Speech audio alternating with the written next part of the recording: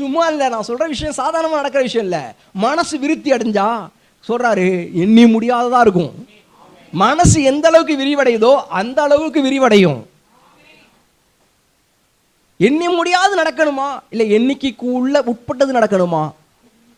அப்ப என்ன பண்ணணும்னா அவர் சொல்றாரு எண்ணிக்கைக்கு அடங்காத விதமாய், எண்ணிக்கைக்கு உட்படாத வண்ணமாய் அன்கவுண்டபிளா நடக்கணும்னு சொன்னா, நான் சொல்றேன் கர்த்தருடைய காரியத்தை குறித்து மனோவிருத்தி அடைந்திருந்தால் கர்த்தர் ஏராளத்தின் தேவன், தாராளத்தின் தேவன், உபரியின் தேவன், பெருக்கத்தின் தேவன், மிச்சம் எடுக்கிற தேவன், மீதம் எடுக்கிற தேவன், வழிந்தோட பண்ணுகிற தேவனுங்கிற ஒரு நல்ல படம் உள்ளத்திலே இருக்குமே. ஆனால் கர்த்தர் சொல்றாரு உன் வாழ்க்கையை எல்லாம் செழிப்புற பண்ணுவேன், உன் வாழ்க்கையெல்லாம் செழிப்புற பண்ணுவேன்.